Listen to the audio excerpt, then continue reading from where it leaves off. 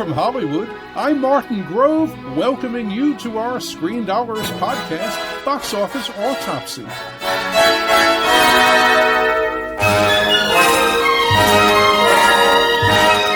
Right now, we'll look at the movie marketplace and analyze how things are going and where they're going, sharing some opinions from my perspective after decades of talking about Hollywood on CNN Entertainment Tonight and as a Hollywood Reporter columnist.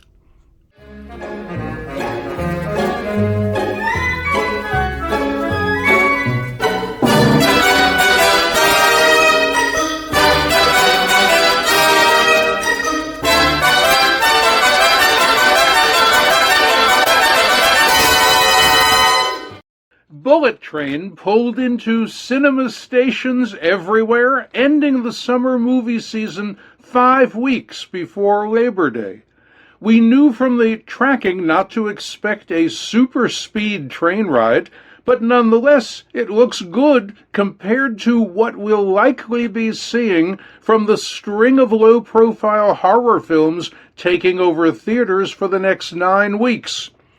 On today's Box Office Autopsy, we'll check out the openings of Train starring Brad Pitt and Easter Sunday starring stand-up comic Joe Coy. Then we'll take a close look at some of the films coming our way through mid-October that aren't expected to keep the box office sizzling.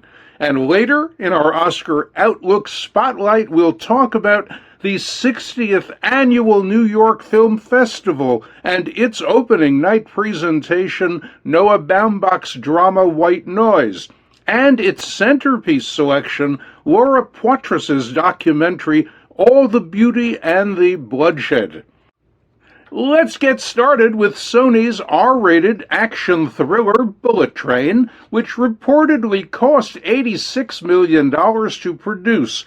Exhibitors were projecting a $30 to $35 million opening, while Hollywood handicappers were thinking 25 to 35, with $30 million as the likely sweet spot.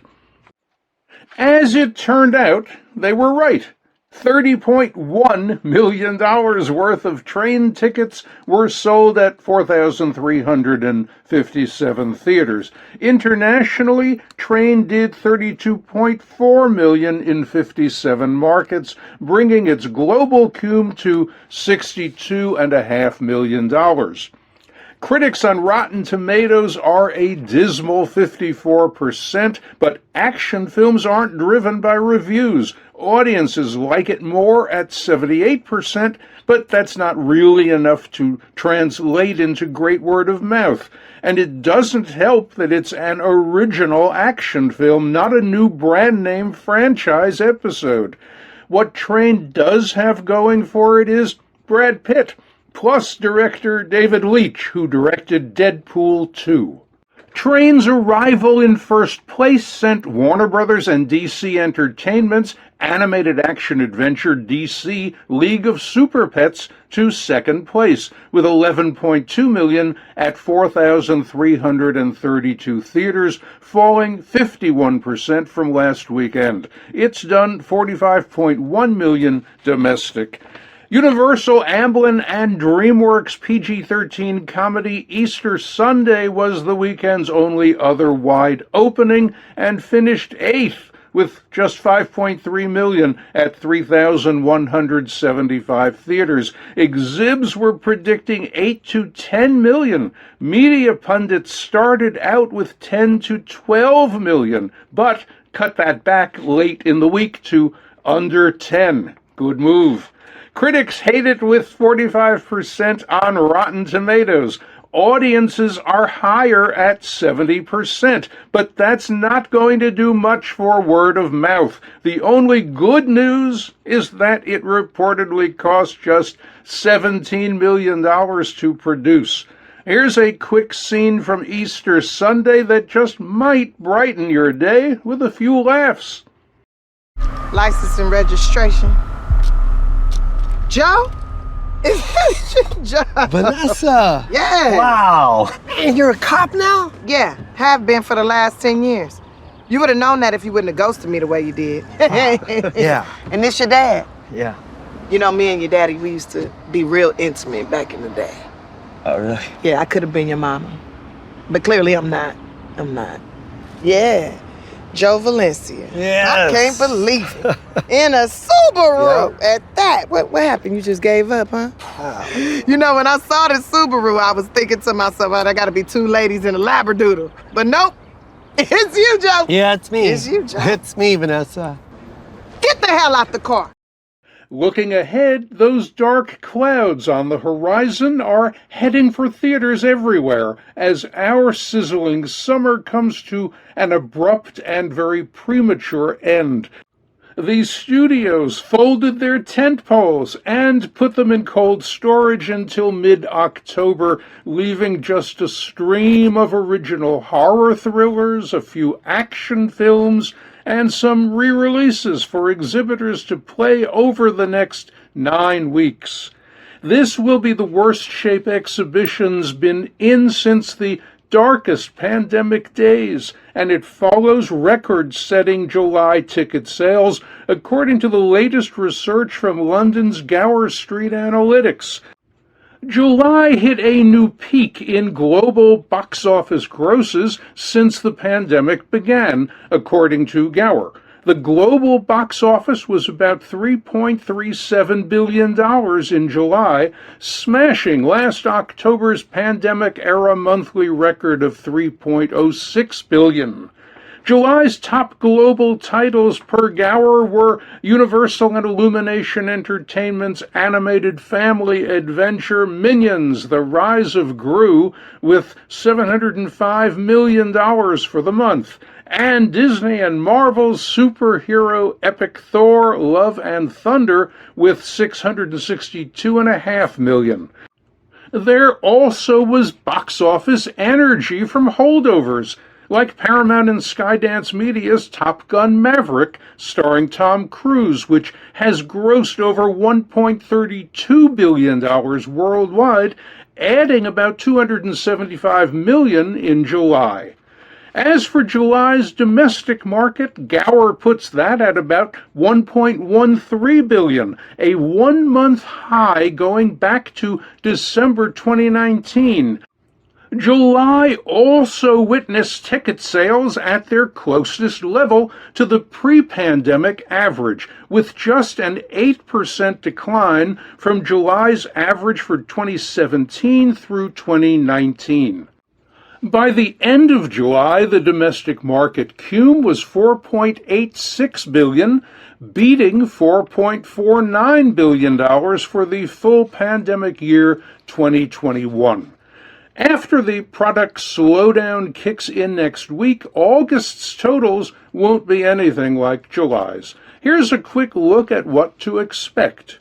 Next weekend brings Lionsgate's PG-13 original thriller Fall, where two girls climb 2,000 feet to the top of a remote abandoned radio tower where they're stranded with no way down.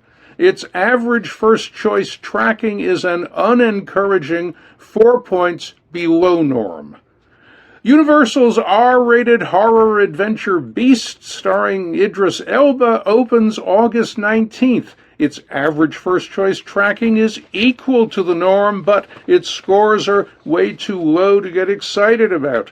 The early critic score on Rotten Tomatoes is a dismal 29%. Here's producer Will Packer talking about Beast, helping you decide if you want to see it or skip it. When you separate those prides, you have these alpha males that otherwise would be part of a group. The ecosystem is intact. The female lions, lionesses go out and hunt. The male lions protect the pride. They stay together intact. When you separate them out, you create these rogue lions. And this is an examination of what happens when a rogue lion discovers who the real enemy is. And the real enemy is man. Sony and Screen Gems' original horror thriller, The Invitation, hits theaters August 26th. Its average first-choice tracking is 1 point below norm. Only die-hard horror fans are likely to RSVP at the box office. Labor Day weekend isn't usually a great movie-going holiday, as it's the last gasp of summer and people would rather be at the beach if the weather permits. There aren't any new wide openings on deck, but Sony and Marvel are re-releasing last December's mega blockbuster Spider-Man No Way Home September 2nd in a special The More Fun Stuff edition, featuring additional footage and extended action scenes. This Spidey episode is the third highest grossing domestic movie ever, with $804.8 million, and it's the sixth highest grossing film globally, with just over $1.9 billion. This reissue could put it in the worldwide $2 billion plus club. Let's do some time traveling back to last December's premiere with director John Watts on the red carpet. Peter Parker's out there. Everyone knows his identity. It's been revealed that Spider-Man is in fact a soon-to-be senior at Midtown High School. And so all of his plans for the future have suddenly been jeopardized by that. And this is a movie about him trying to deal with that and confronting his future and making some tough choices along the way. Everyone's been trapped at home for such a long time. I think people are ready to get out, and I hope this is the movie that everyone wants to get out and go see together. For moviegoers who really want some time traveling, Universal and Amblin Entertainment are doing a Labor Day reissue of Steven Spielberg's 1975 PG adventure thriller, Jaws, the original summer blockbuster movie. Spidey and Spielberg fans will be heading to these reissues, but whether a broader audience will pay to revisit either one remains to be seen. After this, there are 5 more weeks of low-profile openings to get through. The box office should finally come back to life October 14th, with Halloween Ends from Universal, Blumhouse, and Miramax, starring Jamie Lee Curtis playing Laurie Strode for the 6th time. Just listening to the trailer may put this one on your must-see list.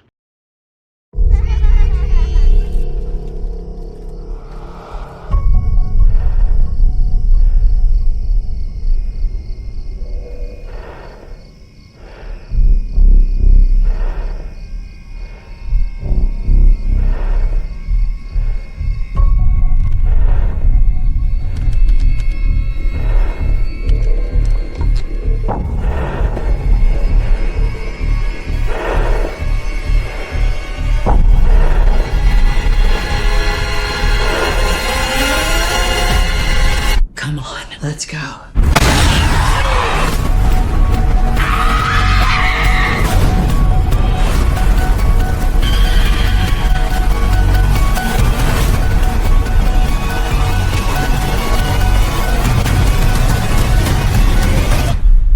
Come and get me, motherfucker.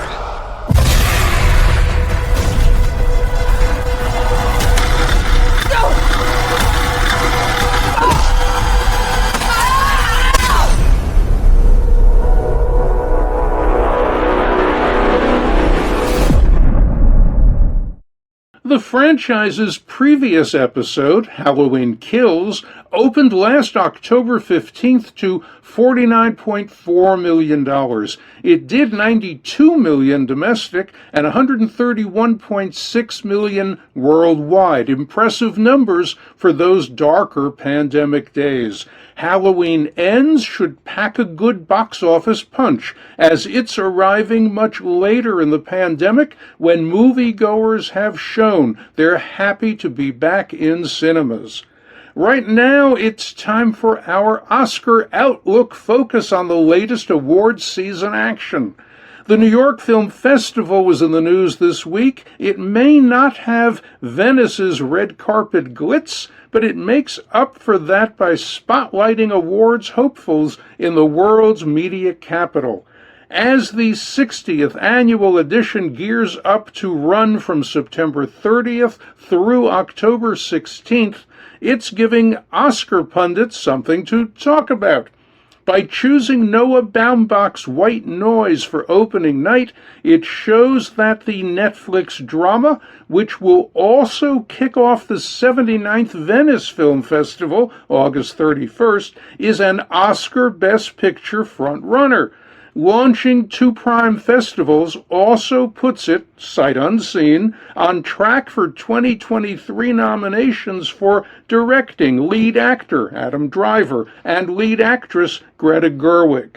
A festival spotlight means even more to documentaries, which always need all the help they can get since they are usually lower profile films than their Best Picture cousins. So New York's choice of participant and praxis films All the Beauty and the Bloodshed as its centerpiece presentation is a major boost to the Laura Poitras docu about photographer Nan Goldin and the demise of the Sackler pharmaceutical dynasty. When All screens October 7th at Lincoln Center's Alice Tully Hall, it will have already world premiered at Venice. Between its New York and Venice media coverage, All should get a big boost for Academy documentary consideration. It should help that in 2015, Poitras won Oscar's Best Docu-Feature for Citizen4 from Participant Praxis and HBO about ex-CIA and NSA intelligence officer Edward Snowden. The New York Film Festival ended the week by announcing the premiere of Focus Features drama Armageddon Time as a special 60th anniversary main slate selection celebrating the festival's long history. Armageddon is written, directed, and co-produced by James Gray, whose credits include 2019's Ad Astra and Two Lovers in 2008. Starring are Jessica Chastain, Anne Hathaway, and Anthony Hopkins. After opening in limited release, it will expand November 4th and go wider November 11th, which should make the most of its festival media exposure. And that's a wrap for today's podcast. Next week on Box Office Autopsy, we'll check out the opening of Lionsgate's Fall, and we'll see how Bullet Train holds up. We'll also keep our Oscar Outlook spotlight on the latest awards developments. Please join us again then, and thanks very much for listening.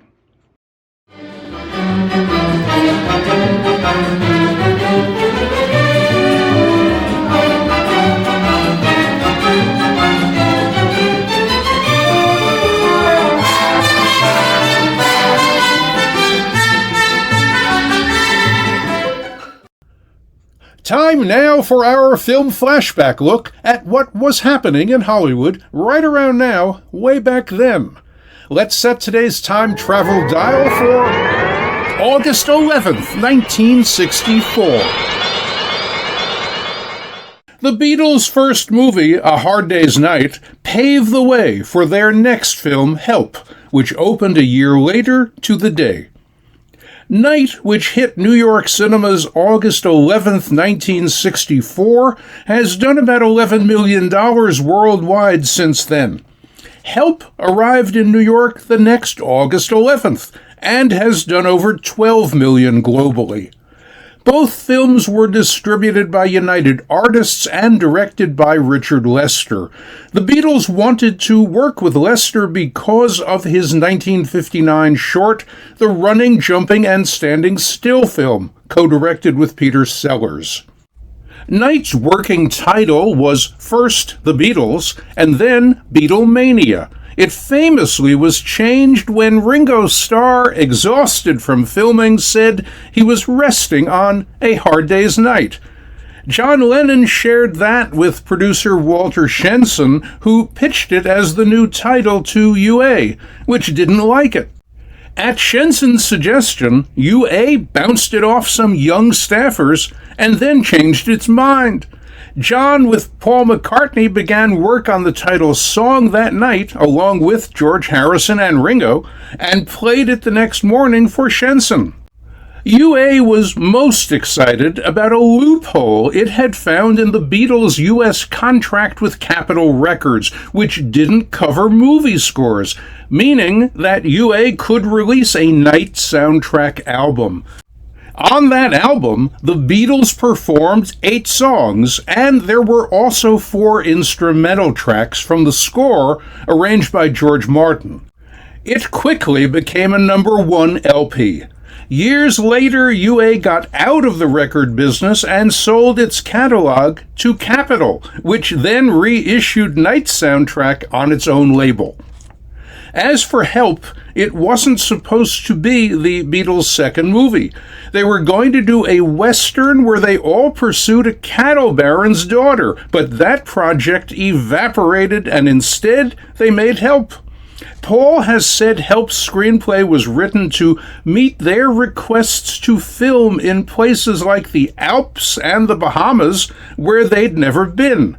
Since the Bahamas was a British territory, it was also attractive as a tax shelter for the group.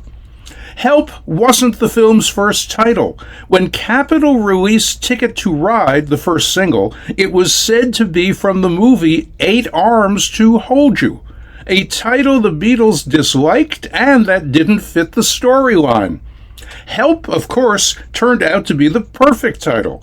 The Beatles weren't particularly happy with how Lester directed Help, but since then it's been called an influence on the making of music videos.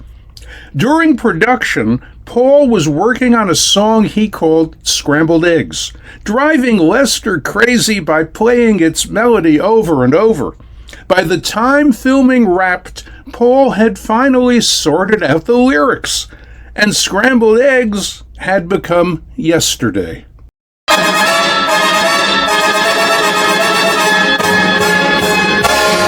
And that's it for today's podcast. Thanks for listening. We'll be back with another box office autopsy next week. In Hollywood for Screendollars, I'm Martin Grove.